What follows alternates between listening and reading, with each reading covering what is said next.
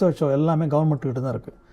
எல்லா பீப்புளும் வந்து அதனால தான் உங்ககிட்ட பொறுப்பை ஒப்படைச்சிட்டு மக்கள் வந்து அவங்க வேலையை பார்க்குறாங்க, அவங்க வாழ்க்கையை பார்க்குறாங்க. அதுக்கான ஆட்களை கூப்பிட்டு உட்கார வச்சு கேள்வி கேட்காம மொத்தமாக ஒரு குத்து மதிப்பாக அந்த ஒரே ஒரு விஷயம் மட்டும் வச்சுக்கிட்டு இந்தியாவில் தான் ரேபிஸ் இது அதிகமாக இருக்குது, இந்தியாவில் எய்ட்ஸ் அதிகமாக இருக்குது தெரியுமா உங்களுக்கு?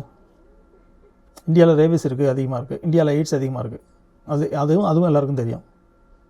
இந்தியாவில் தான் லஞ்சம் அதிகமாக இருக்குது. இந்தியாவில் தான் சொல்ல உடனே நீங்கள் பாகிஸ்தான், பங்களாதேஷ், ஸ்ரீலங்கா எல்லாத்துக்கிட்டும் போயிடுவீங்க. இந்தியாவில் லஞ்சம் இல்லைன்னு யாராலையும் நம்ம சொல்ல முடியாது. எல்லாமே அதிகமாக தாங்க இருக்குது, டூ மச்சாக தான் இருக்குது. என்னது தேவையில்லையோ அதெல்லாம் டூ மச்சாக தான் இருக்குது. அதே மாதிரி தெருநாய்கள் அதிகமாக இருக்கணும், டூ மச்சாக இருக்குது, ஒத்துக்கிறோம். தெருநாய்கள் வந்து கண்டிப்பாக வந்து தெருவிலே இருக்கணும்னு யாருமே சொல்லவே இல்லை.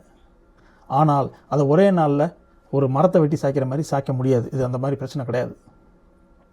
அதை புரிஞ்சுக்கோங்க. இது ஸ்டெப் பை ஸ்டெப் அப்ரோச்சில் தான் எந்த டிசீஸையுமே கண்ட்ரோலில் கொண்டு வர முடியும். கோவிட் வந்து இன்றைக்கி கதவை பூட்டிட்டு நம்ம அடுத்த வாரத்தில் கதவை திறந்து எல்லாத்தையும் போகலான்னு விடலை. அதுக்கு வேக்சின் கண்டுபிடிச்சி அது வரைக்கும் இருக்கிற ப்ரிகாஷன்ஸை பார்த்து மக்கள் இறக்குறதையும் சகிச்சு எல்லாத்தையும் பண்ணி தான் பண்ண முடிஞ்சது. இது வந்து நமக்கு கண்ணுக்கு முன்னாடியே தெரிந்து வளர்ந்த பிரச்சனை. ஹியூமனோட எரர்னால வந்த பிரச்சனை அது. 10 நாய்க்கு மேலே 100 நாய் 150 நாய் ஆகும்போதே அந்த முனிசிபாலிட்டிஸோ மற்றவங்களோ அவங்க கரெக்டான ப்ராப்பர் ஆக்ஷன் எடுத்திருந்தாங்கன்னா, வேக்சினேஷன் கரெக்டாக பண்ணி அது கரெக்டாக கண்டினியூ பண்ணியிருந்தாங்க, கன்சிஸ்டண்ட்டாக பண்ணியிருந்தாங்கன்னா எதுக்கு இத்தனை ரேபிஸ் டெத்ஸ் நடக்குது? அதுக்கான கேள்விக்கு பதிலை உங்கள்கிட்ட விட்டுறேன் நான். இப்போ தான் இன்னொரு விஷயத்தையும் குறிப்பிட வேண்டியது இருக்குது. இப்போ